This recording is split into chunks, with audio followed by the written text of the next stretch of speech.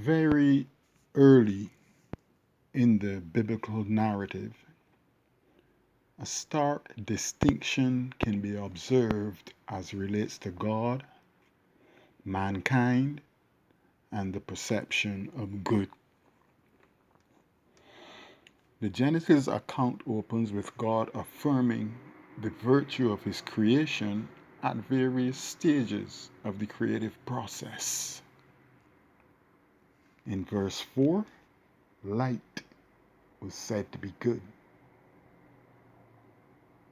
The separation of water from land in verse 10, good.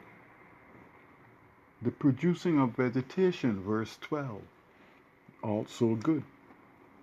The separation of night and day, verse 18, good. The creation of water creatures and the birds in verse 21 is said. That is also said. Creation of the land creatures in verse 25 is said to be good. Then the creation of man and the giving of dominion over God's creation in verse 31 is considered to be very good. We are not told why it was good or who or what it was good for. We are only told God saw it was good. On the other hand, we see God looks at Adam's single status. This is in Genesis 2 and 18, and he sees that is not good.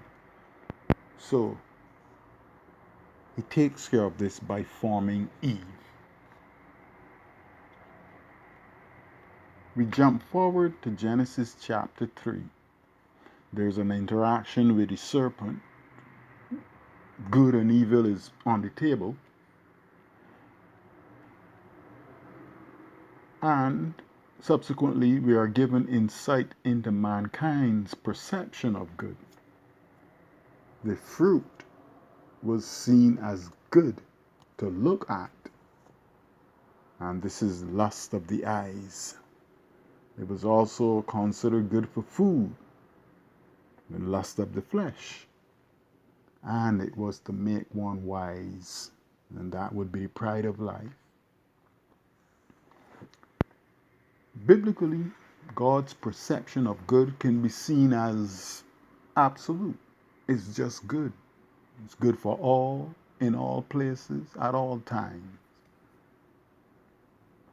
Mankind's concept of good is presented as based solely on satisfying the physical need for food, the aesthetic need, which is gratifying of the senses, is good to look at, and the pride, it was to make one wise.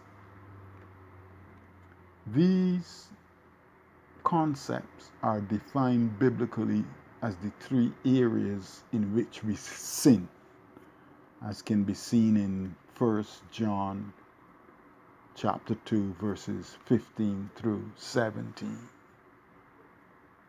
Now, how do you do your good?